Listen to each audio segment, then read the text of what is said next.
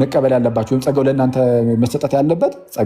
መስጠት ያለበት ሳታምኑ በፊት ነው የሚለው ትምህርት የመጣው የፕሮቴስታንቶቹ በምን ምክንያት ነው ብያቸዋለሁ። ሰዎች ነፃ ፈቃድ የላቸውም ብለው ስለሚያስተምሩና እግዚአብሔር አስቀድሞ የሚድኑትና የሚጠፉትንም ደግሞ ወስኗል የሚልም ትምህርትም ስላላቸው የሚድኑትንም የሚጠፉትም ወስኗል እግዚአብሔር። ምንም ሳታደርጉ እናንተ ምንም ክፉም ደግም ሳታደርጉ ኦልሬዲ ወስኖባቸዋል የሚል ትምህርትም አለ። ወስኖባቸዋል። እንደዚህ አይነት ትምህርት ስላለ እሱ ነው የተነሳው። አሁን ይህንን ለሰው ጆሮ የሚከብደውን የሚጨንቀውን ይህንን ትምህርት እንዳይነሳባቸው ህፃናት እኮ ግን ሳያምኑ በፊት ተጠምቀዋል። ኦኬ ዘን ህፃናታዊ ይጠመቃሉ፣ ግን ነፃ ፈቃድ ስለሌላቸው ነው ብለን አላስተማርም። ከርዕሱ ውጭ ነው፣ ካታጎሪካል ፋላሲ ነው። ርዕሱ ላይ የምታወራ ከሆነ እንቀጥላለን። የአንተን ትምህርት ግን ተናገር ብዬ ነበር። ትምህርትን አልተናገርክም። እዚህ ጉዳይ ላይ ትምህርት ካለ ተናገር። እሺ ቴንክ ዩ። ከዮሲ ጋር እንቀጥል አንዴ። ኧረ አለ ኦኬ ኦኬ። እኔ ማውራት አለብኝ። 10 ደቂቃ ወስዶ አውርቷል። መናገር አለበት። እሺ ድል እንስጠው ብዬ ነው። እሺ ያንተን መልስና ቆይ ለተጠየቀው ይመልስና ስንት ደቂቃ? እሺ 10 ደቂቃ። እሺ 5 ደቂቃ። ስንት ደቂቃ አልከኝ? 10 ደቂቃ እንዲጠቀመው። እሺ ግን አሁን ከመላሽ እኩል ማውራት አይከብድም? ጠያቂ ብቻ ነኝ። ጥያቄም ጠይቀኸኛል አይደል? አሁን እኮ ኦኬ እዛን እስቲ ቀጥል። ለማንኛውም ስሙት በደንብ። እሺ እሺ ቀጥል። ቃል ደቂቃውን አላስቀመጥሽልኝም። 46 ላይ ታቆማል። ከ36 ጀምሮ መልካም። እሺ የአንተን እምነት የሚል ነገር ስላነሳ ሲምፕሊ እምነቴ ዝም ብዬ ላስቀምጥ መጀመሪያ ማለት ነው። ሰው በክርስቶስ ኢየሱስ ሲያምን ባመነበት ጊዜ የዘላለም ሕይወት ያገኛል፣ ይድናል ብዬ አምናለሁ። ኦኬ። ስለዚህ ይሄ የኔ ሲምፕሊ ኖርማል የሆነ ትምህርቴ ነው። ልክ አንተ ቅድም ያነሳኸው የኢትዮጵያዊ ጃንደረባ ትምህርት ለእኔም ይሰራል ማለት ነው። በነገራችን ላይ ያ ትምህርት እዚህ ለእኔ አይሰራም የሚል ሰው ራሱ አታገኝም። ምናልባት እሷን አስበ ከሆነ ያ ትምህርት ለእኔ ይሄኛው አይሰራም የሚል ሰው አታገኝም። ሰው በእምነቱ ካመነ በኋላ ይጠመቃል የሚለውን ነገር እዚህ ውስጥ በካመነ በኋላ በጥምቀት ጸጋን ያገኛል ምናምን የሚለውን ነገር እዚህ ውስጥ አልቀበልም እንደው ምናምን የሚል ሰው አታገኝ። ስለዚህ ኦፍኮርስ የኔም እምነት ይሄኛው ነው። ነገር ግን እያወያየን ያለው ነገር ኤክሰፕሽናል ነው ብለህ ያለ ቦታው ያመጣኸው ነገር ነው። ከዛ መልሰህ እኛኑ ምን ትለናለህ? በካቴጎሪካል ፋላሲ ትከሰናል። ሶ እስቲ አስቀድሞ እንደው የተባለውን ነገር ዝም ብዬ ለመዳሰስ ልሞክር።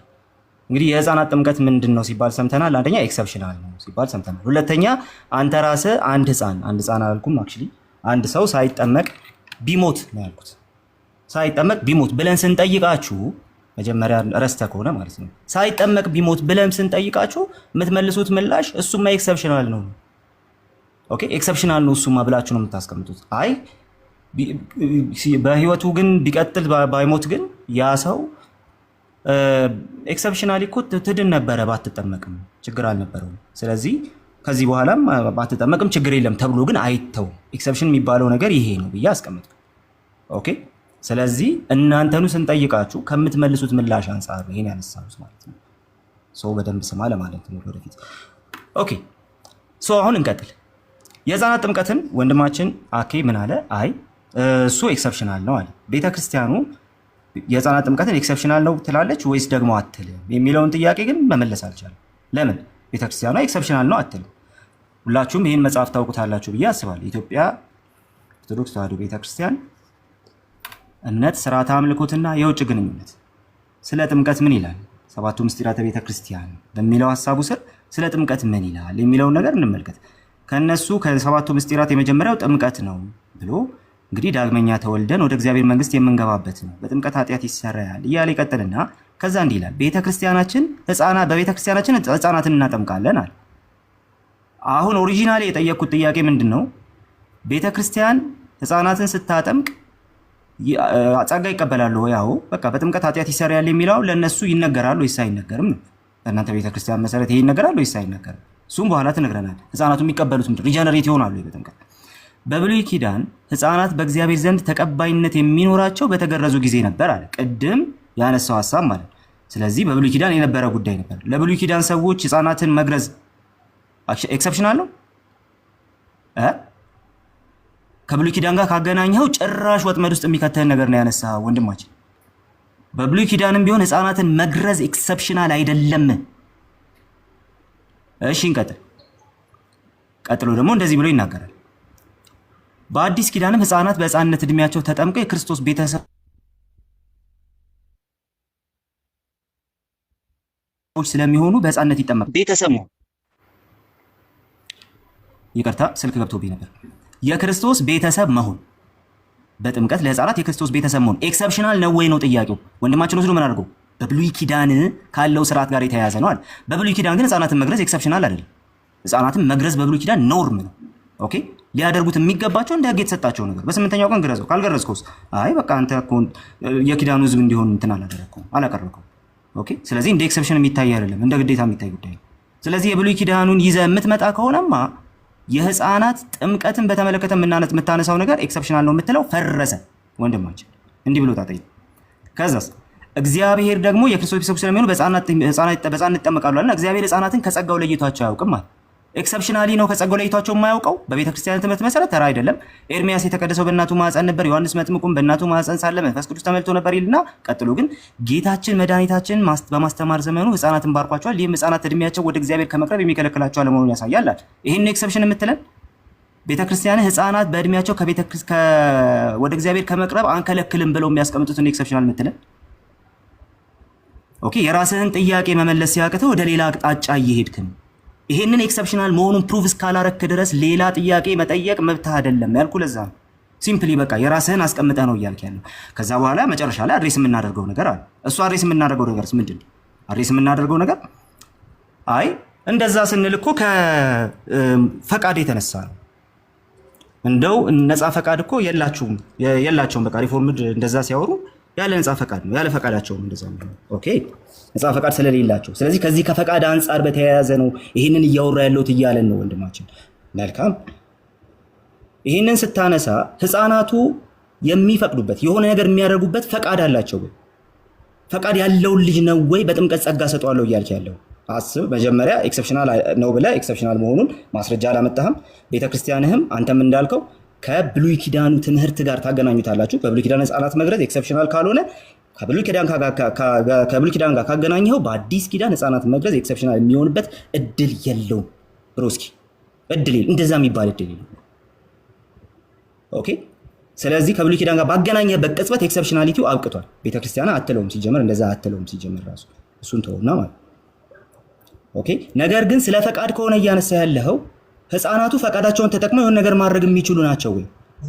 እሺ ህፃናቱ ፈቃዳቸውን ተጠቅመው እንዲህ ማድረግ የሚችሉ ናቸው ብለህ እሱን ካስቀመጥክ፣ በነገራችን ላይ ጆይን ወይም ደግሞ ጆናታን ሉትራንን ማስገባት የምትችይ ከሆነ ቤኪን እንደው በእኔ ስልጣን ቤኪ ትመለሳለህ። በረከት ጌትነት ቤኪ ያለክ በቃ ሰዓቴን ተጠቅሜ እንትን ላድርግ። ቤኪ ያለህ እሺ ቤክ ወርዷል። ቤኪ ነው የጠየኩኝ። ጆናታን ሉትራን አለና ሪኩዌስት አድርግ ታስገባለች። እኔ ልቀጥል። ኦኬ ስለዚህ የህፃናቱን ጥምቀት እንትን የማታደርግበት የህፃናቱን ጥምቀት ካቴጎሪካል ፋላሲ ያልክበት ምክንያት የፈቃድ ጉዳይ ከሆነ ህፃናቱ ፈቃዳቸውን መጠቀም የሚችሉ ሰዎች ናቸው ወይስ አይደሉም? ያጠመቅከው ፈቃዱን መጠቀም የሚችልን ሰው ነው ወይስ አይደለም? ፈቃድ አለ የለም የሚለው ነገር ለዚህ ጭራሽ ሲግኒፊካንት የማይሆነው ጭራሽ ሬሌቫንት የማይሆነው ለአንተ ሙግት አክሊል ህፃናቱ ፈቃዳቸውን ተጠቅመው ነገር ማድረግ የሚችሉ አይደሉም። ኦኬ አንተም እያጠመክና በጥምቀት ጸጋ እየሰጠኋቸው ነው እያልካቸው ያላቸው ህፃናት እኮ እንደዚህ አይነት ፍቃድ መጠቀም የሚችሉ ሰዎች አይደሉም። እያንዳንዱ የምታመጣው ነገር ወደ አንተው ኮላፕስ ያደርጋል ብሮስኪ። ስለዚህ የእነሱን ትምህርት ማድረግ ሲያቅታቸው ምናምን የሚለው እሱ ብዙ የሚያስኬድ ነገር አይደለም። ሪፎርምዶች አሉ፣ ሉትራኖች አሉ። የራሳቸውን ትምህርት ራሳቸው ይሰጧል። ሪፎርምዱ ስለጠየቅ ይኸው ተዘጋጅቶ እየጠበቀህ ነው። አት ዘ ሴም ታይም ግን አንደኛ ኤክሰፕሽናል ነው ላልከው ነገር ማስረጃ ማምጣት አትችልም። አንድ ሁለተኛ ከብሉይ ኪዳን ጋር አገናኝተዋል። በብሉይ ኪዳን ህፃናትን መግረዝ በምንም አይነት ሁኔታ ኤክሰፕሽናል አይደለም፣ ኖርም ነው፣ ህግ ነው። ከሱ ጋር አገናኝተ የእሱ ታይፖሎጂ ሞር ሰምቲንግ ወይ ሪፕሌስመንት ምናምን ብታደርገው ራሱ ወይ ፉልፊልመንት የፈለግከውን በለው ብታደርገው ራሱ እንደዛ ብታደርገው ራሱ ያ የሚያሳየው ኤክሰፕሽናል መሆኑን ሳይሆን ግዴታ መሆኑን ነው። ስለዚህ ለግርዘት ጊዜ ግዴታ ሆኖ ለጥምቀት ጊዜ ኤክሰፕሽናል የሚሆንበት እድል የለም። እንደዚህ አይነት እድል የለም። ሎጂካሊ ኮላፕስ እያረከነ ያለው ለምን ሲባል አንተ ቤት ያለውን ወይም ደግሞ አንተ ጋር ያለውን ትምህርት ትተህ ሪፎርምዱ ጋር ያለውን የሆነ ነገር ለመግለጥ እየሞከርክ ስለሆነ ማለት ነው።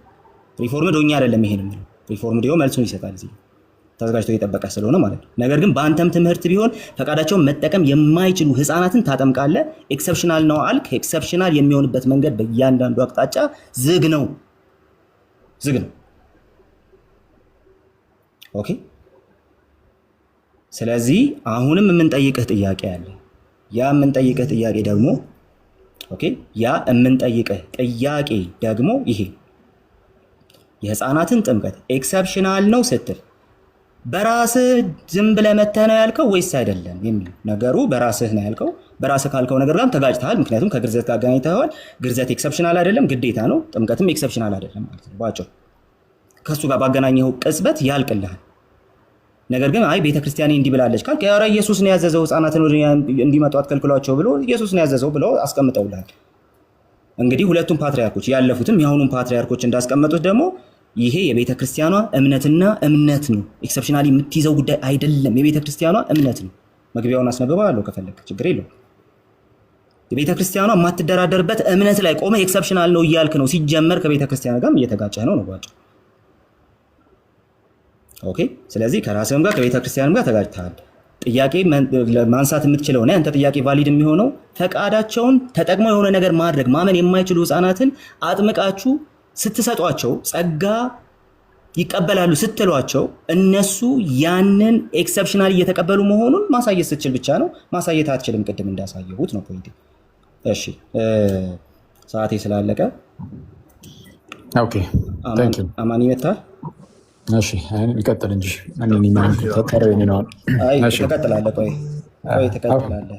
ምን አንዴ ትቀጥላለህ። ቆይ ማለት ቆይ አንዴ አንተ እኮ አይደለም ሊድ የምታደርገው ቤቱን እኮ የሚመራው አካል አለ። ለምን እንደዚህ ትቀጥላለህ? አንዴ ቆይ አንተ አይደለም እኮ የምትነግረኝ። ያው እኔ እናንተ ነና ባኩኝ ፎርዚ እያወራን ያለ ነው። ተራየው አቋረጥከኝ። ትቀጥላለህ ያልኩህ እኮ ለዛ ነው። ቆይ አማን የምለው ነገር ስላለ አንዴ አፈንከን እኮ ጋድ አንዴ ቆይ ኦኬ ችግር የለውም። 3 ደቂቃ ብቻ ተናገርና ኢዮስያስ እና ጆናታን ሉትራን መናገር አለባቸው። ኢዮስያስ በጣም ቆይቷል። ሁለቱም መናገር አለባቸው። ሁለተኛ አማኒ የተጠየቀውን ጥያቄ ምላሽ ይዞ መምጣትና ለመምጣቱን እናረጋግጥ። መጀመሪያ ያለቀ ቢዝነስ ማለት ስላለ ወይም ካኩ በፊት ይቅደሙ ወይስ አኩ ይቅደም? 3 ደቂቃ እንትን ይሰጥ ወይስ እነሱ ከተናገሩ እሱ ከዘጋ በኋላ ይሄዳል። ችግር የለውም። እሱ ከዘጋ በኋላ ይሄዳል። ግን አንዴ አማንን ልጠይቅ። ተዘጋጅቷል አልተዘጋጀም? መጀመሪያ እሱ የተጠየቀው ጥያቄ ስላለ ምላሹን ይዞ መጥቷል። አማንዬ መጥተሃል ወይ? እሺ እንትና በኋላ ትቀጥላለህ። አለቀ። ይሄን ለማለት ነው። ኦኬ አሁን 3 ደቂቃ አድርጊለት። ኦኬ 3 ደቂቃ ስለጠየቅኩኝ ይኸው ጥያቄውን መልሰህ ብትጀምር ጥሩ ነው። ለማንኛውም ይኸው እሺ ምንም ጥያቄው እኮ ከቅድም ጀምሮ እኮ ደጋግመን እኮ ተናገርን። እንደው አይ ካታጎሪካል ፋላሲ አይደለም ተብሎ እንደዚሁ ተያዘ እንጂ በቃ በደምብ ግልጽ የሆነ ካታጎሪካል ፋላሲ ነው።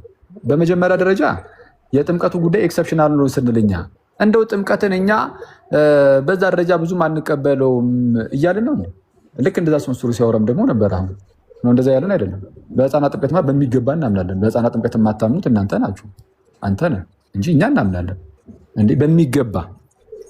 ያ ጭራሽ ከመጽሐፍ ቅዱስ ጋር እኮ ነው አገናኝቼ ነገርኩ።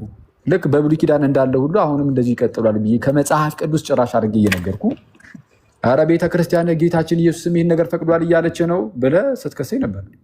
እንዲህ የሳው ይሄማ የመጽሐፍ ቅዱስ ትምህርት ነው፣ ትክክል ነው፣ እናምኗለን፣ እንቀበሏለን። ኤክሰፕሽናል ነው ያልከው ምንድነው አክሊል ከተባለ ሰው አስቀድሞ ከማመኑ በፊት ዳግም የሚወለደው ወይም ነው ጸጋን የሚቀበልበትን እሱን መንገድ ነው እያልኩ ያለሁት። ወይስ ምንም ጭራሽ እየተግባባንም አይደለም? የመጀመሪያው እሱ ነው። ሲቀጥል ግን አይ እንደው ከግዝረት ጋር ካገናኘውማ በቃ በጣም ብዙ ነገር ይበላሻል። አይበላሽም። ለምሳሌ አንድ ትልቅ ሰው ማለት ነው ወደ ይሁዲነት ኮንቨርት ማድረግ ቢፈልግ ምንድነው የሚጠበቅበት ከሱ? አንድ ሰው ወደ ይሁዲነት ትልቅ የሆነ ሰው ወደ ይሁዲነት መግባት ቢፈልግ ምንድን የሚያደርገው?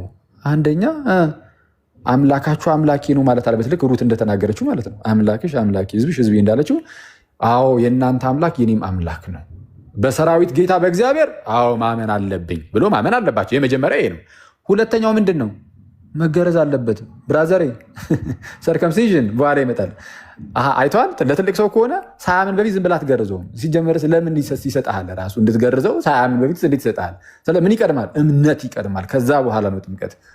እምነት ይቀድማል። ከዛ በኋላ ነው ግዝረት፣ በብሉይ ኪዳንም ማለት ነው። ታዲያ እኮ ህፃናት ግን ካልክ ኤክሰፕሽናሊ ህፃናት ከሆነ በቃ ተገዝረው ይጀምራሉ። ኤክሰፕሽናሊ ያልነው ግዝረቱ መቅደሙን ነው እንጂ በቃ ይህማ ኖርም ነው ህግ ነው ምናምን አላልኩት። ትክክል ነው፣ ህግ ነው። ግን ኤክሰፕሽናሊ ግን ለህፃናት ሲሆን አስቀድሞ እመኑ ተብሎ አይጠበቁም። ልክ ጥምቀትም እንደዛ ነው። እኛ ጋር አንድ ሰው አስቀድሞ ያምናል፣ ከዛ በኋላ ነው የሚጠመቀው። ህፃናት ከሆኑ ግን አስቀድማችሁ እመኑ ተብሎ አይጠበቁም። መጠመቃቸው ግን ከማመናቸው በፊት አሁን በእናንተ ዘንድ ያለውን ለመሸፈን እየተሞከረ ያለውን ትምህርት ግን ከሱ ጋር የሚገናኝ ግን አይደለም። ነፃ ፈቃድ ስለሌላቸው በኃጢአት በጣም ሙታን ከመሆናቸው የተነሳ ቅድመ ውሳኔ ብለን አይደለም። ምክንያቱም በእናንተ ትምህርት ሰው አስቀድሞ ጸጋ የሚያስፈልገው ከእምነት በፊት ለምንድን ነው እንደዚህ ይላል የዶርቱ ካነን። አንዳንዶች የእምነትን ስጦታ ከእግዚአብሔር የሚቀበሉት፣ ሌሎች ደግሞ የማይቀበሉት ከዘላለማዊ ውሳኔ የተነሳ ነው ይላሉ። የሚያምነው ራሱ የሚያምነው ስለተወሰነበት ነው። የማያምነውም በቃ ከዘላለማዊ ውሳኔ የተነሳ ነው። ይህንን ከህፃናት ጥምቀት ጋር አይገናኝም ነው። እናመሰግናለን። ጥያቄውን ሰዓት መልሰው ሰዓት አለቀ። አማን ያልክ ጥያቄውንማ በደንብ መለስኩኝ። አንተ በጠበቅከው መልኩ አልሆነልህም እንጂ አንተ በምፈልገው መልኩ አልመልስልህም። ከቤተክርስቲያን ጋር ተጋጫ። ለማንኛውም አልተጋጨውም፣ አንተ ነው የተጋጨብህ። አማን ቀጥል፣ ከፍ አድርጉትና ከአባቶች ያሳየን ያለ ፈቃዷ ነው የሚለውን ቀጥል። አሁን ግን አማን ይናገርና ኢዮስያስና ጆናታን ይናገሩ። አማን ይናገራው ቆይቷል። እሺ፣ ከዛ ኢዮስያስ፣ ከዛ ጆናታን፣ ከዛ አኮ እንደገና ከዛ ቃል እንደዛ ነው። ከኔ ጋር ከሆነ የሚያወሩት አንድ በአንድ ብቻ ነው የማወራው፣ ከአንድ ሰው አት ታይም ከአንድ ሰው ጋር። አሁን ደግሞ አሁን ከአማን ጋር አማን መጽሐፉንና የአባትን ስም ንገረኝና ከዛ በኋላ ያለ ፈቃዷን ያዳናት የሚለውን እዛው ጋር ታሳየናል። እዛው ክፍል ላይ ኦኬ ሌትስ ጎ። እሺ ሚውት አድርጉ። የማን ድምፅ ነው? የሳሪቹ ያንቺ ነው። እሺ ምን ነበር ስናወራ የነበረው? ሰዎች ከማመናቸው በፊት መቅደም ያለበት ነገር አለ። ኦር እግዚአብሔር አንዳች ነገር መስራት ነበረበት። ያንን ሪጀነሬሽን የሚል ሪፎርምዶቹ ይጠቀማሉ። ሪጀነሬት መደረግ ቀድሞ ማለት ነው። ደን ከዛ በኋላ እምነት ይመጣል የሚል ነገር ነው ስናወራ የነበረው። ከዛ ሊዲያን እንደ ኤግዛምፕል አመጣን። አሁን ምን እናደርጋለን? ሰብሰባ አድርጌ ኮቴሽኖችን አምጥቻለሁ ከኤርሊ ቸርች ፋዘርስ። አንዱ ቦታ ላይ ሴም ርዕስ፣ ሌላው ቦታ ላይ ደግሞ አሁንም ያንኑ ሀሳብ የሚደግፍ ነገር እንዴት እንዳስቀመጡ ጭምር የምናሳይ ይሆናል ማለት ነው። የመጀመሪያ የምንጠቅሰው ቅድም አኬ ብሎታል፣ ኦግስቲንን ብቻ ነው የሚጠቅሱት ብሏል። ፕሪዴስቲኔሽን ዋይስ ስለሆነ ኦግስቲን ነው የሚጠቅሱት። የስ ኦግስቲንን እንጠቅሳለን። ኦግስቲን የቤተክርስቲያን አባት ስለሆነ ሄሬቲክ ተብሎ ተፈርጆም ስለማይታወቅ በደንብ ስሙ ምዕመናን፣ ከዚህ በፊት የተነገራችሁን ጭምር ማለት ነው። ሄሬሲ ተብሎ አልተወገዘም። እሱ ያስተማራቸው ትምህርቶች ባይሆን በኦሬንጁ ጉባኤ በሁለተኛው ማለት ነው ትክክል ነህ ነው የተባለው። ትክክል ነህ ነው የተባለው። ትክክል ነህ። ያንን ጉባኤ ደግሞ አሁንም ምዕመናን በደንብ አድምጡ። ያንን ጉባኤ ደግሞ የኦሬንጁን ጉባኤ የማይቀበሉ ሊኖሩ ይችላሉ፣ ግን ስህተት ነው ሄሬሲ ነው የሚል የትኛውም የቤተ ክርስቲያን ትራዲሽን የለም። ኦሬንታልም መናፍቅ የሆነ ጉባኤ ነው አትለውም፣ አኬ ያለበት ማለት ነው። እዛ ጉባኤ ላይ ካነኖች ውስጥ የተቀመጠውን ነገር በኋላ ላይ እሱን ደግሞ እናያለን። ነገር ግን ኦግስቲንን ነው አሁን የምናመጣው። ከዛ በኋላ ኦግስቲን በተናገረበት አውድ ውስጥ ደግሞ ሪጀነሬሽን መቅደም እንዳለበት ሪጀነሬሽኑ መቅደም እንዳለበት እግዚአብሔር ቀድሞ ይህን ነገር በሰዎች ህይወት ላይ እንደሚሰራ የሚያሳዩ ክፍሎች እናወራና ከኦግስቲን ወደኋላ እንሄዳለን ማለት ነው። መልካም እሺ፣ ጽሁፉ ይታያችኋል። ይሄ እሺ፣ ምን የሚል መጽሐፍ ነው? እዚህ ጋር ላውጣው፣ እሱ ጋር ስለማይነበብ ነው። ከላይ አለ ቻፕተር 62 ኦር ምን ላይ ኦገስትን ምን የሚለው መጽሐፉ ላይ ኦን ፕሪዴስቲኔሽን ኦን ፕሪዴስቲኔሽን። እሺ ኦን ፕሪዴስቲኔሽን ቆይ አንዴ፣ ስንተኛው መጽሐፍ? ይኸው ከላይ አለ እኮ ቻፕተር ስንተኛው መጽሐፍ? አንድ መጽሐፍ አይደለም። ኦን ፕሪዴስቲኔሽን ኦፍ ዘ ሴንትስ ነው አይደለ? እስቲ ኦን ፕሪዴስቲኔሽን በልና ቻፕተር ስንተኛው መጽሐፍ? ስንተኛው? አየው ይሄን እኮ አንድ መጽሐፍ አይደለም። እሺ ኦን ፕሪዴስቲኔሽን ራሱን ችሎ ነው። ከዛ በኋላ ቻፕተሮች አሉት። ስለዚህ ኦን ፕሪዴስቲኔሽን ብለህ የሚለው ጋር ነው። ምን አልከኝ? ሜሪትስ ኤንድ ሪሚሽን ኦፍ ሲንስ የሚለው መጽሐፉ ጋር ከዛ ኦን ፕሪዴስቲኔሽን ፓርት ላይ ማለት ነው። ኦን ፕሪዴስቲኔሽን የሚናገርበት ፓርት ላይ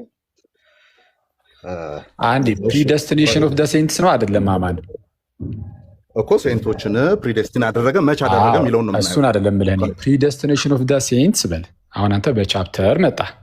ወደ ቻፕተር ከመሄድ በፊት ግን አንድ መጽሐፍ አይደለም፣ ብዙ ስንት መጽሐፍ ነው ያለው ታውቃለህ?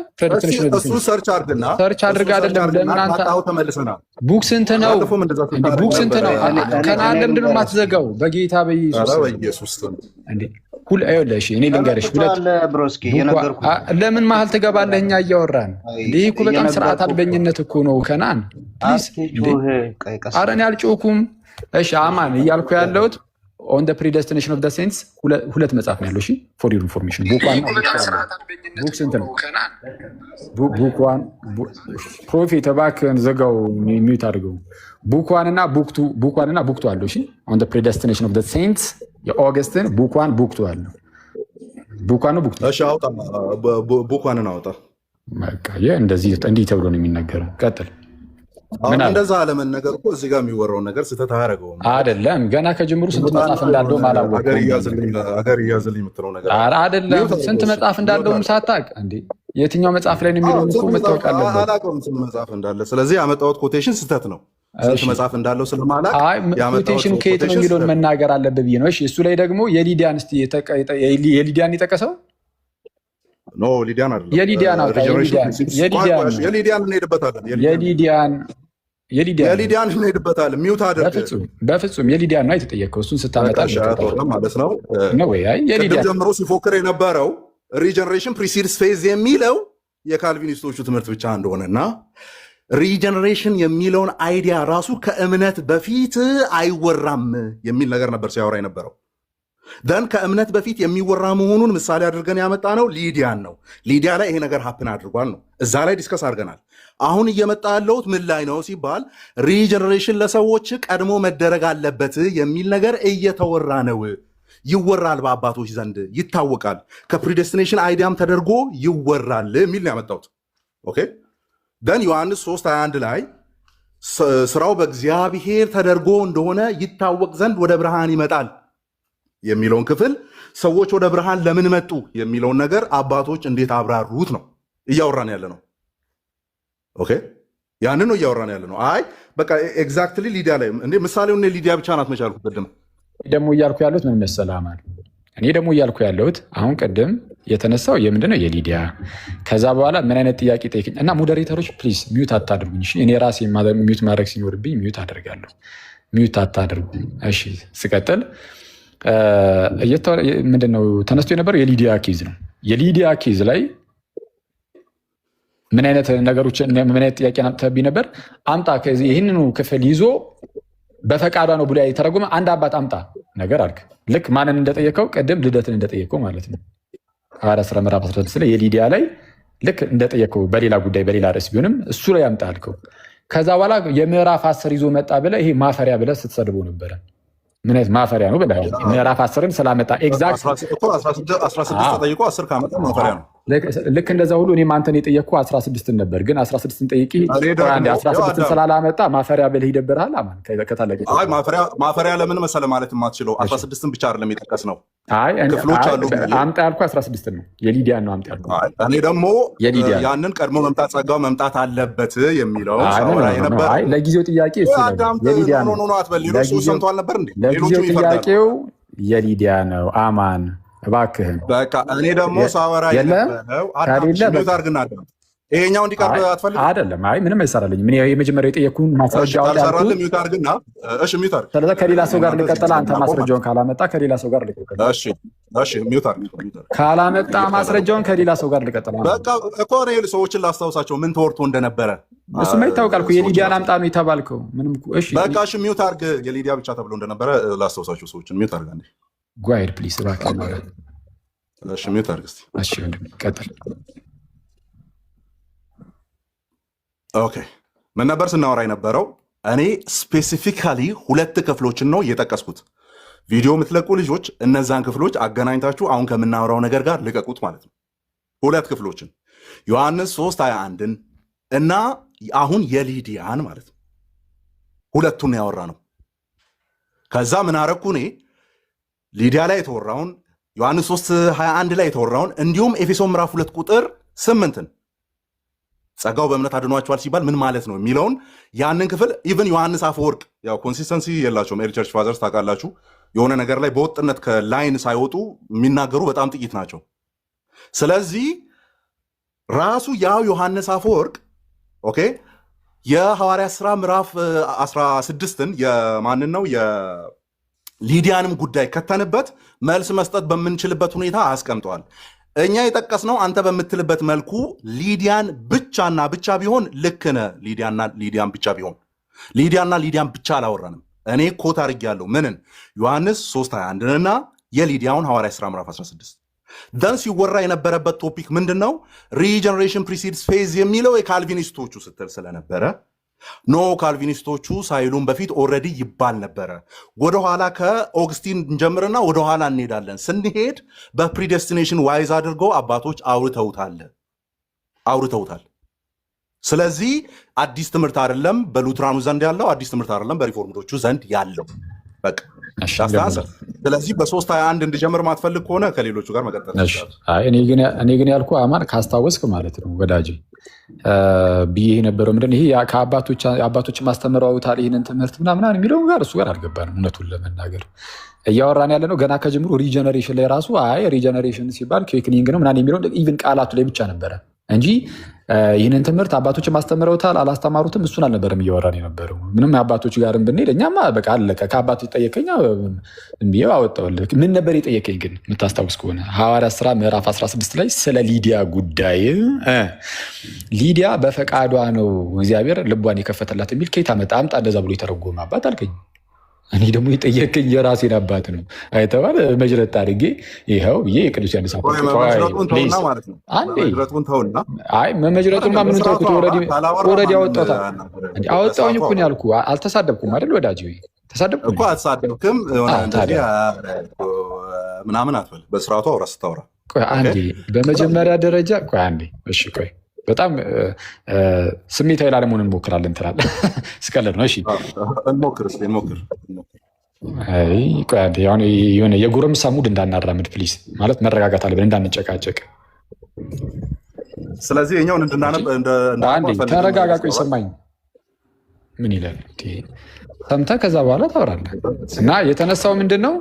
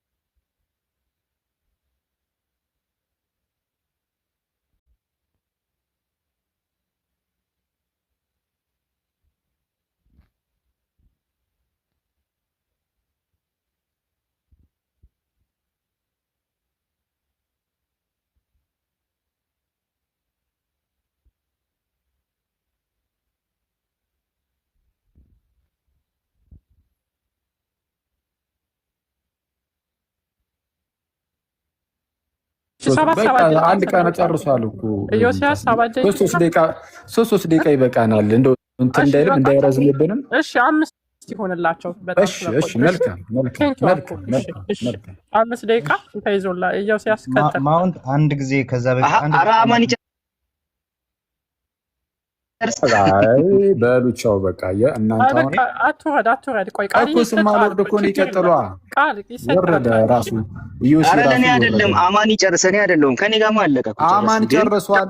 ቃል ጨረስን እኮ ኢዮስያስ ጨረስን። አልጨረስኩም እያለ እኮ ነው። 3 ደቂቃ እያለ ነው። ኦኬ ለዛ አንዴ ኢዮስያስ ነው። ኢዮስያስ ነው። አንዴ ይኸው መጥቷል። ኢዮስያስ ይናገርና ከዛ አኩ ትናገራለህ። በቃ ከዛ ጆናታን ይሻላል። ይቀጥላል። እንደዛ ነው ከዛ ቃል ይሻላል። በየተራ ቀጥል ዮሴፍ። እሺ ቆይ አንድ ጊዜ አንድ ደቂቃ ማትሆን ነገር አንድ ሀሳብ ለአማኒ ነው የምነግረው። እኔ ማንንም አይደለም ማውራው፣ እያወራሁ ያለሁት አማንን ነው። ማንም ሰው እንዳይገባብኝ። አማን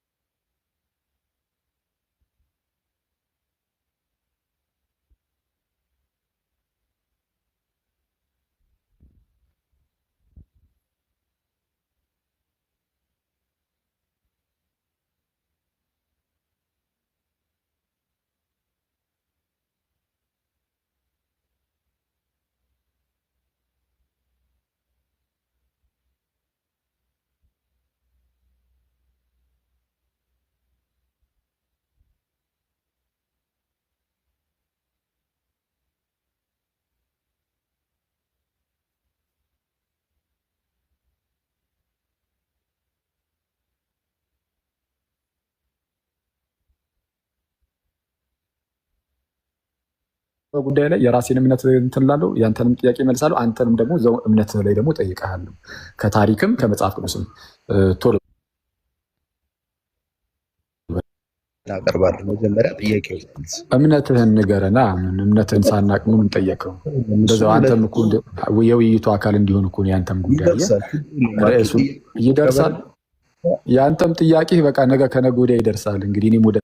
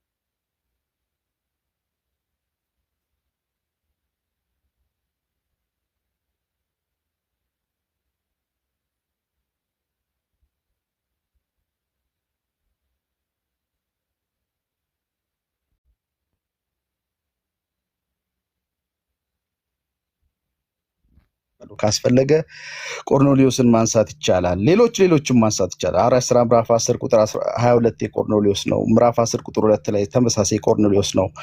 ጳውሎስ የሰበከበት ሐዋርያት ሥራ ምዕራፍ 13 ቁጥር 16 ላይ እግዚአብሔርን የሚፈሩ አይሁዳውያንና እንደውም ይላል እዛ ክፍል ላይ ሐዋርያት ሥራ 13 16 አይሁዳዊ የእስራኤል ህዝቦችና የእስራኤል ሰዎችና እግዚአብሔርን የሚፈሩ ሰሙ ነው የሚለው እና የእስራኤል ህዝብ ሌላ ነው፣ እግዚአብሔር የሚፈሩ የሚለው ሌላ ነው። በነገራችን ላይ የሐዋርያት ሥራ መጽሐፍ ባንክሮ ካጠና አይሁዳዊ በዘር ከአይሁድ ህዝብ ከአብራክ የተወለደ አይሁዳዊና እግዚአብሔርን የሚፈሩ የሚሉ ቋንቋዎች ሁለት የተለያዩ ናቸው። እግዚአብሔርን የሚፈሩ ተብሎ የተቀመጡት በዘር አይሁዳዊ ያልሆኑ ነገር ግን የእስራኤልን አምላክ እግዚአብሔር ያህዌን የሚያመልኩ ማለት ነው። ወደ ይሁዲነት ሙሉ ለሙሉ ያልገቡ፣ ወደ ይሁዲነት የገቡ ከሆኑ ቅድም እንዳስቀመጥከው የግድ የመንጻት ስርዓትን መፈጸም አለባቸው፣ ግርዘትን መፈጸም አለባቸው።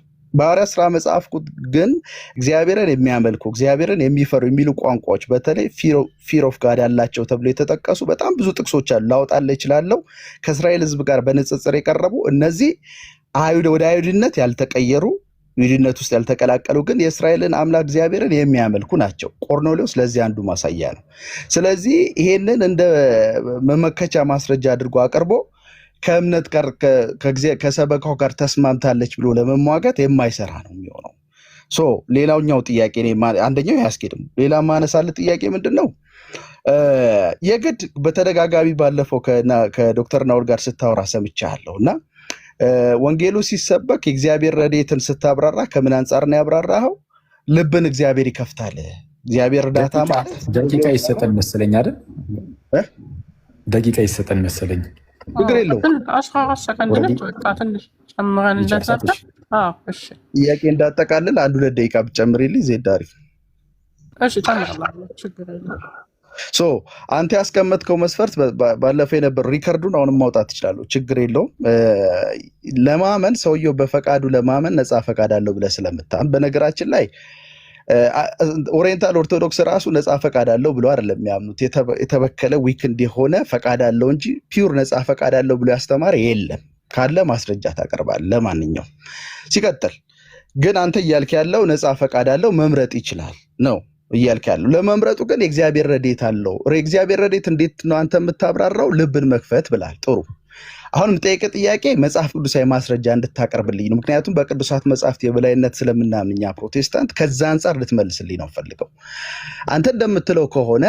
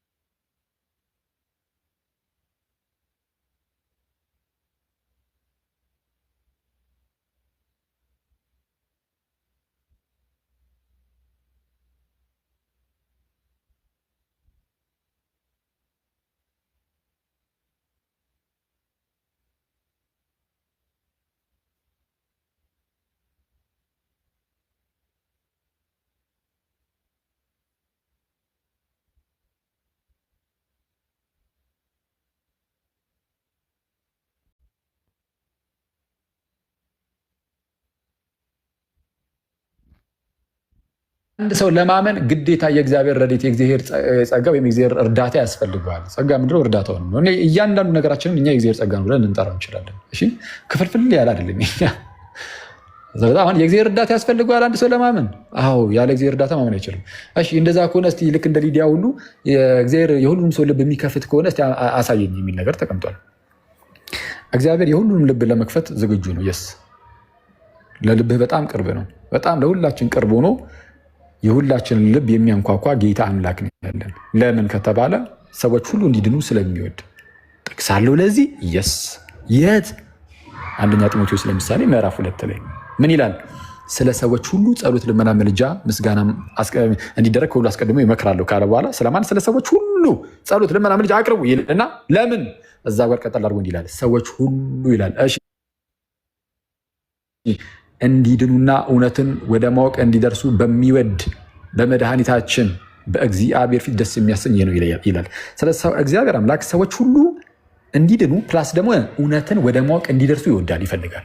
እውነቱን ወደ ማወቅ እንዲደርሱ ይፈልጋል፣ እንዲድኑም ይፈልጋል። እነማን? ሰዎች ሁሉ፣ እያንዳንዱ ግለሰብ እንዲድኑ ይፈልጋል እግዚአብሔር። ታዲያስ ስለዚህም የሰዎችን ልብ ሁሉ ለመክፈት ዝግጁ ነው። ግን አንዳንዶች እምቢ ይላሉ፣ አንዳንዶች ፈቃደኛ ይሆናሉ። ዊሊንግ የሆኑትን የእነርሱን ልብ ይከፍታል። ምን የሆኑትን? ፈቃደኛ የሆኑትን። ለዚህ ነው ቅዱስ ዮሐንስ አፈወርቅን ቅድም ገልጠን ስናነብ ምን የሚል ነገር ያየ ነው? እግዚአብሔር ልብን ይከፍታል ይልና ግን ብሎ እኮ የሚጀምረው በት እግዚአብሔር ልብን የሚከፍተው ፈቃደኛ የሆኑትን ነው። ስለዚህ እግዚአብሔር የሁሉንም ልብ ይከፍታል። ምን ከሆነ? ፈቃደኛ ከሆኑ እሱ ከዚህ አንጻር ልንመለከተው ይገባል ነው። ያልተመለሰልህ ጥያቄ አለ? የለም። ባይሆን አንተ እዛው አውዱን ተከተለ እዛችሁ ጥቅስ ላይ ልክ እንደኔ አውዱን ተከትዬ እንዳሳየው አንተ እዛችሁ ጥቅስ ላይ ቆመ አውዷን ተከተለ እስቲ ይህንን ጥቅስ ያለ ፈቃዷ ነው የሚል አሳየኝ።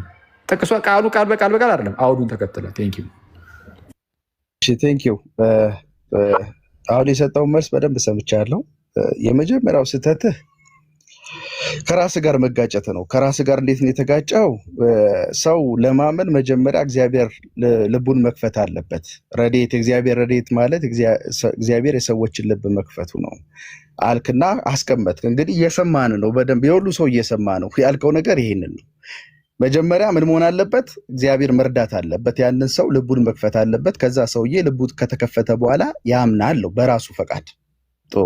ታዲያ መልሰ ልቡ እንዲከፈት ፈቃዱ ያስፈልጋል ምትለኝ ለምንድን ነው? መልሰ ወደኋላ እየመጣህ ነው። ይሄ ፋላሽ ያስሙግት ነው። በመጀመሪያ ደረጃ እግዚአብሔር ነው መጀመሪያ የሚረዳው፣ ከዛ በኋላ ነው በራሱ ፈቃድ የሚያምነው ብለህ ስቴትመንት ካስቀመጥክ በኋላ መልሰ ደግሞ ሁለተኛ ስታስቀምጥ አይ እግዚአብሔር ልቡን እንዲከፍትለት ፈቃደኛ መሆን አለበት ምትል ከሆነ ኦርደሩን እያዛባ ነው ያለው። ሁለተኛው ነው መጀመሪያውን ሁለተኛ እያምታታ ነው ያለው። ይሄ ትልቅ ስህተት ነው።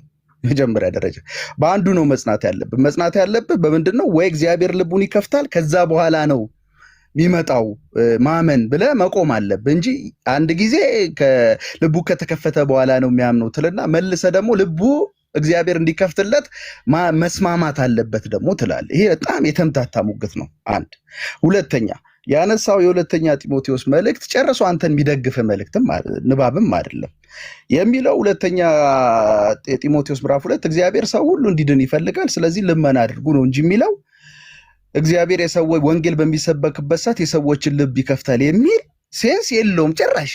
እዛ ንባብ ላይ እንዴት አድርገህ እንዳነበብከው እራሱ አላውቅም። ይሄንን ክፍል እንዴት ሆኖ ነው የሁለተኛ ጢሞቴዎስ ምዕራፍ 2 የአንደኛ ጢሞቴዎስ ምዕራፍ 2 ንባብ ከዚህ አንጻር ሊብራራ የሚችለው? ልብን እግዚአብሔር ይከፍታል ለሚል ሙግት እንዴት ነው የሚቀርበው? ይሄ ሌላኛው ክፍለ ንባቡን እንደሄድክበት ያሳያል፣ እንደተረማመድክበት ያሳያል።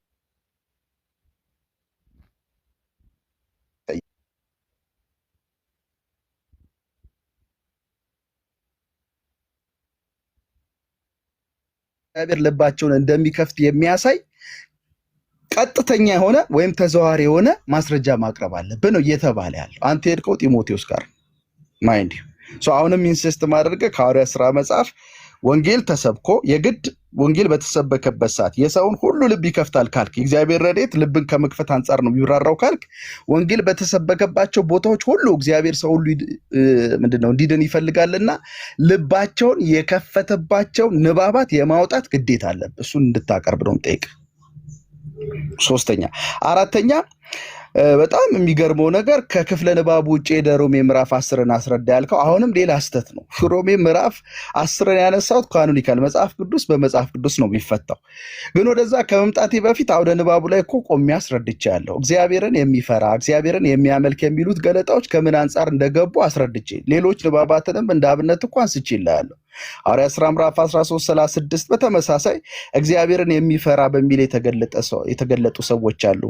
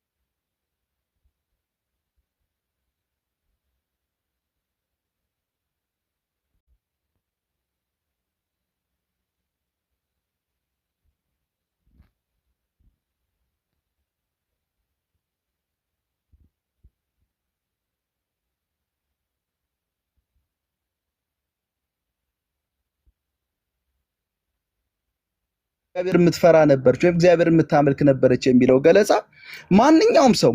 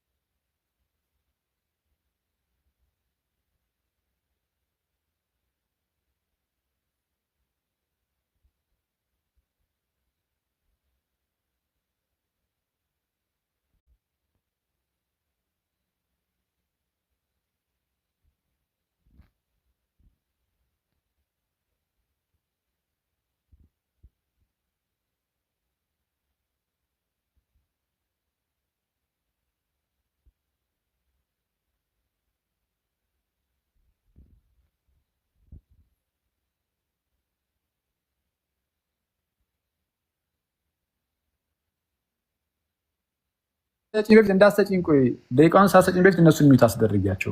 ድጋሚ አሁን በቃ ሚውት አድርጉና ችግር የለም። ለኢዮስያስ 5 ደቂቃ ይሰጠዋል። እንደገና እንደዛ እናደርጋለን። ይጨርሳል ወይስ መጨረስ ትፈልጋለህ? አኩ ይጨርስና ያው ይሄ እኮ መብቴ ስለሆነ እኮ ነው። ኢትስ ኦኬ ለመሰላችሁ ቅድም 5 ደቂቃ እሱ ሲያልቅ አቆመዋል እና በቃ እንደዛ ነው። ግዴታ ስለሆነ ይሁን። ኢትስ ኦኬ ምንም አይደለም። ኢዮስያስ ይቀጥላል።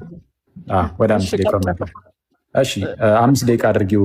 እንትን አሁን የተነሳው ነገር ምንድን ነው? የመጀመሪያው እግዚአብሔር ነው የሚረዳው ትላለህ ሰውን እንዲያምን። 5 ደቂቃ አድርጊው። እግዚአብሔር ነው የሚረዳው ሰውን ማለት ሰው እንዲያምን የሚረዳው እግዚአብሔር ነው ትላለህ።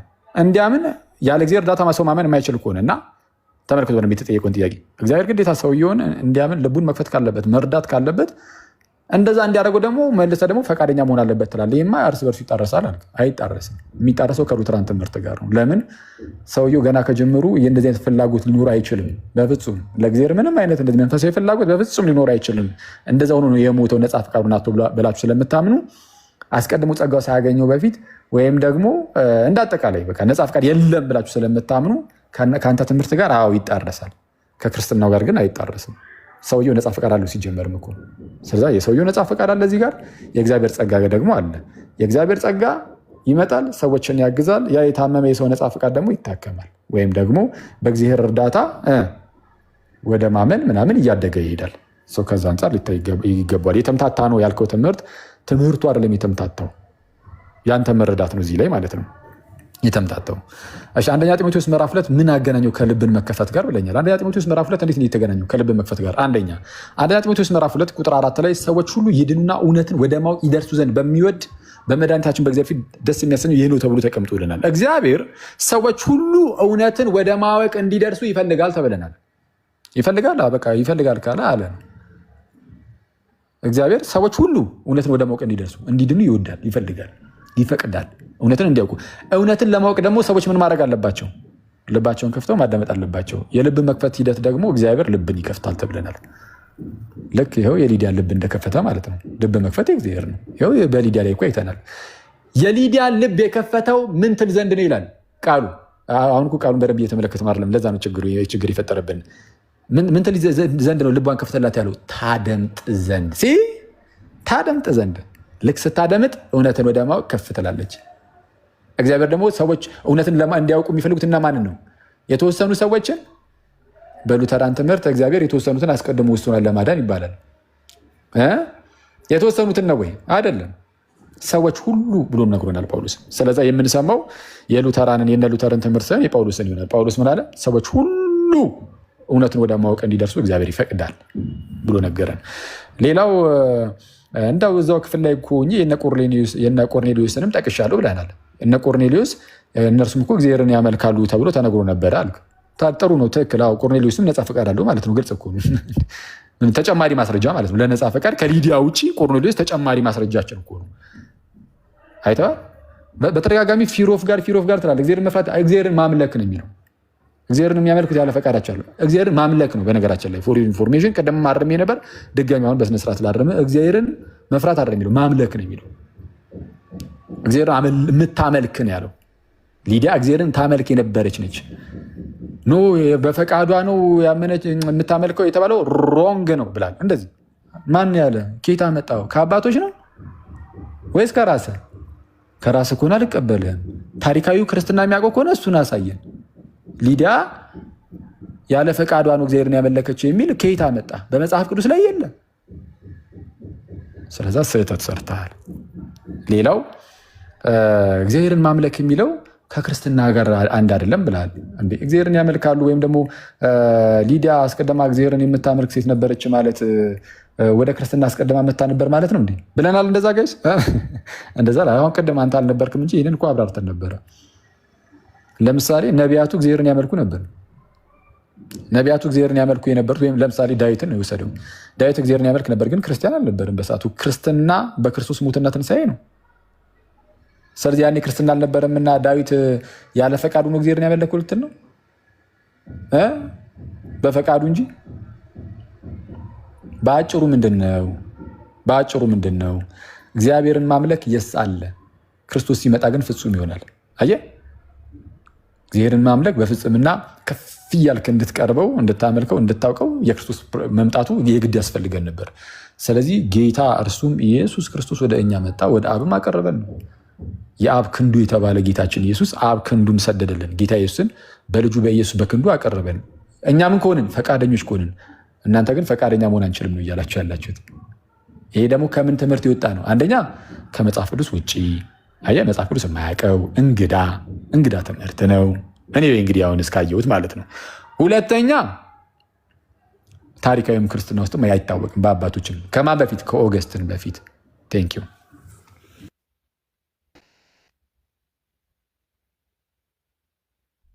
እሺ ዮሲ ትቀጥላለህ ወይስ? እሺ ነበረኝ።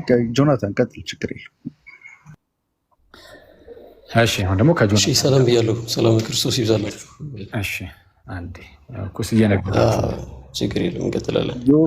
ጆ ማጠቃለያ በሰጠና በሀሳብ ወደ አንተ ቢመጣ ደስ ይለኛል። እሺ ማጠቃለያ ቀጣይ ደግሞ እኔ እሄዳለሁ ማለት ነው። አያስፈቅዶ ነው እኮ ቅድም እንትን ያለው አኪ እኩስ አሁን አንተ ስታጠቃልል እኔም ደግሞ አጠቃልላለሁ ነው እያልኩ ያለሁት። ደቂቃችን እንደዛ ነው ያለበት። ሌሎቹ ግን መስማት አለብህ። እነ ጆናታን እኔ ጋር ትቀጥላለህ። አማን ሻሎም ኦኬ ማን ዚሆን ከሱ ጋርም እቀጥላለሁ፣ ችግር የለውም። ግን በጣም ላጭር ደቂቃ አሁን በጣም ሼም ይዞኝ እናንተ እንደዛ ስላላችሁ ብቻ ነው ያወራሁት። ቅድም እንዳልኩት ቶሎ እንጨርስ፣ ሁለት ደቂቃ ይሰጠን። እኔና ዮሲያስ ከጆናታን ጋር ለጥቂት ደቂቃ ለማውራት ደግሞ እንቀጥላለን። ሁለት ደቂቃ በቂያችን። አንድ ጊዜ አንድ ነገር ላስታውሳችሁ። የጀመረው ማውራት ሲጀመር ዮሲያስ ጋር የጀመረው አክሊል ስለሆነ የሚያልቀው በዮሲያስ ነው። እባክህን አንተ ልጅ ለምን መሀል ላይ እንደምትገኝ ሰው እኮ ይታዘብሃል። አንተን አላወራሁም፣ ስለ ኦርደሩ ነው እያወራሁ ያለሁት። ዮሲያስ ነው የጀመረው እኮ ሁሉም ሰው እኮ ሰምቷል። መበጥበጥ ትወዳለህ። በቃ አንተን የጀመርከው በዮሲያስ ነው የሚያልቀው። እኔ እንደው ከይቅርታ ጋር እንደው ገዝተ ላይ ራሱ ባትቀመጥና እታች ሆነ ብትሰማን ከይቅርታ ጋር አንተን የምትለኝ እንዴ? አይደለም እኔ እያዘዝኩ አይደለም። ደፋር ነህ ወደ እንትኑ ስለዛ ለዮሲያስ እና ሁለት ደቂቃ ይሰጣችሁና ጆናታን ሉተራን ይናገርና ከዛ ለዮሲያስ 7 ደቂቃ እንሰጠዋለን።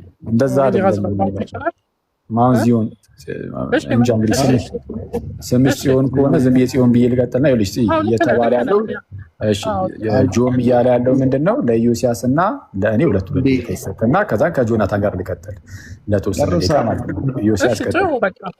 ግን ለዮሲያስ እንዳንሽበት 3 ደቂቃ ላቅሽ እሺ 5 ደቂቃ 3 ደቂቃ ዛያን ቆይ አወያይተሽ ታውቂያለሽ አይደል? ከዚህ በፊት እንደዚህ ነው የሚደረገው። አንድ ሰው ሲጀምር የጀመረው ሰው አይጨርስም። ሁለተኛ የሆነው ሰው ነው የሚጨርሰው። ማን የጀመረው ሲሆን ይሄንን ውይይት በእኔና በዮሲያስ መካከል ያለው ባወራው ቁጥር ነገር ምን አግብቶ ነው የምትገባው? አንተ እኮ ተወያይ አይደለህም። እናንተ አውሩ። ይቅርታ አድርጉልኝ። ቆይ አንዴ። አይ ቆይ በቃ እናንተ አውሩ። እኔ ሲጀመር በጣም ሰዓት በሌለኝ ሰዓት ስለሆነ የገባሁት እናንተ አውሩ። ከታላቅ ዛሬ አወራሁት ቀጥሉ እናንተ። ይቅርታ አድርጉልኝ። ጆ ወይ ደግሞ ቴሌግራም ላይ ናና ከአንተ ጋር እናወራለን። ወንድማ እኮ እንዳትወጣ እሺ ማልወርድ ወይም ጆናታን ሉተር ዮሲያስ ቀጥልሽ። ሁለት ደቂቃ ከሁለት ደቂቃ በላይ እንዳትወስዱ። ሁለት ደቂቃ እናወራና ወደ ጆ ልመለስ። ቀጥል ዮሲያስ። አኬ እኔ ደስ ማለት ብታደምጥ ደስ የሚለኝ ደቂቃ ወስን አትስጥ።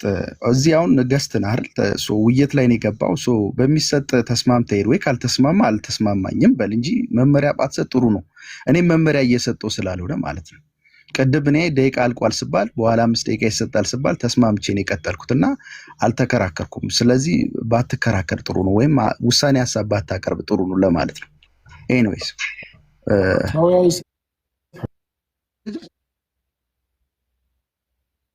ተደጋጋሚ እዚሁ ቲክቶክ ላይ የምታወራው ነገር አለ ማለት የሉትራንንም የሪፎርምድም አጠቃላይ ወንጌላውያን አስተምሮ ጨርሶ ምንም አይነት ድጋፍ የሌለው የሐሰት ትምህርት አድርገህ የምታቀርበው ነገር አለ እና እኔ በደንብ አድርጌ ደመቅ አድርጌ ልንገርህ። ዳናል የሚለው ትምህርት እጅግ መጽሐፍ ቅዱሳዊ ያልሆነ በስራ ስለመጽደቅ የሚናገር የሴሚ ፕላጊያን ትምህርት ነውና መጽሐፍ ቅዱሳዊ ጨርሶ ሊሆን አይችልም። የስህተት ትምህርት ነው። መጽሐፈ ስምምነት መግቢያም ላይ ስለ ነጻ ፈቃድ የተቀመጠው ሀሳብ በዚህ ትምህርት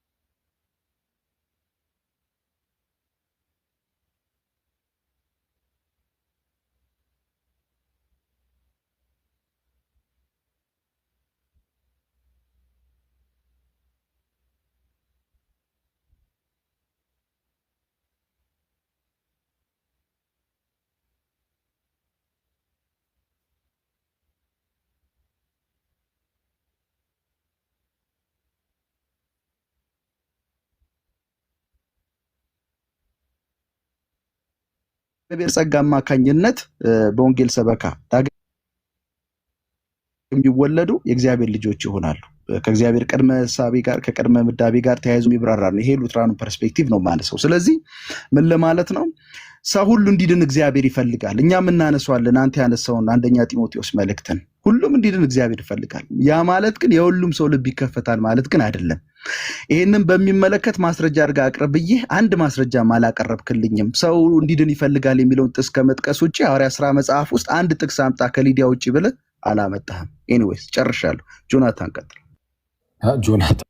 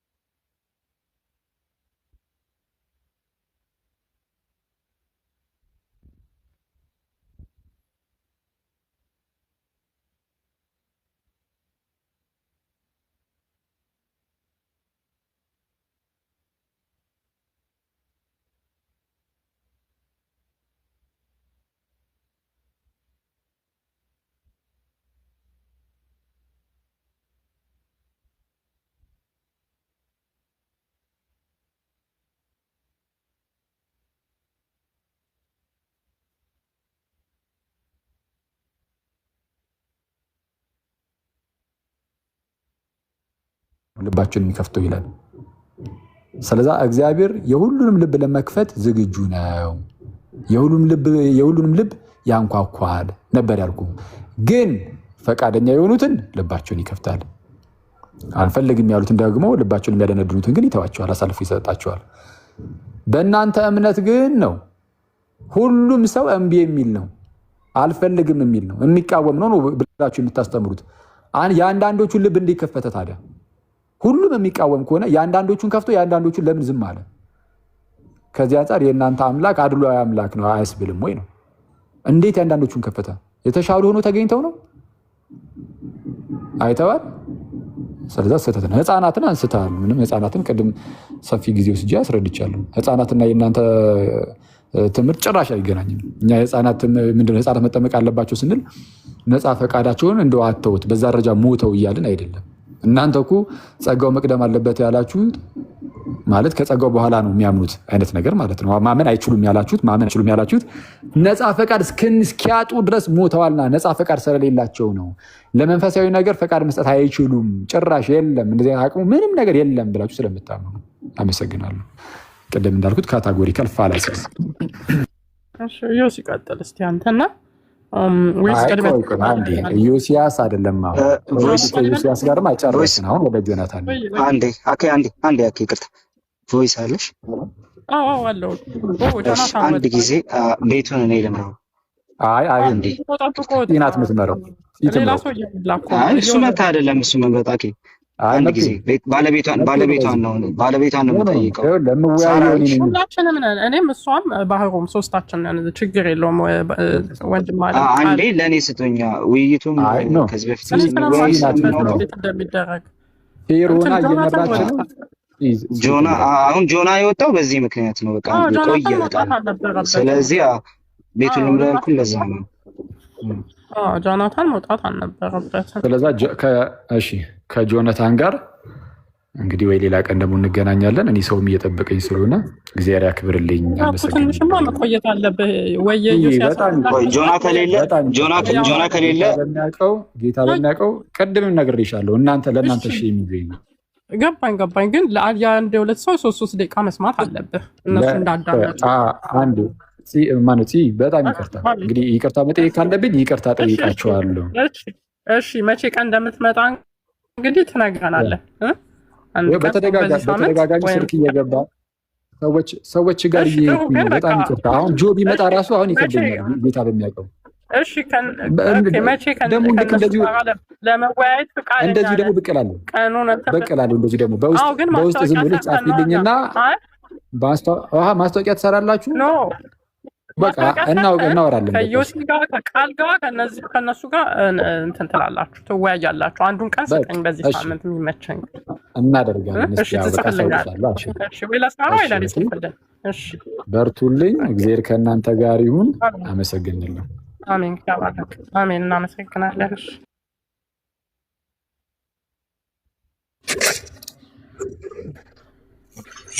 ወይል ጥሩ ነበረ። ዩሲ አለካ አንዴ ይቅርታ፣ ዩሲ አለሃ አለው።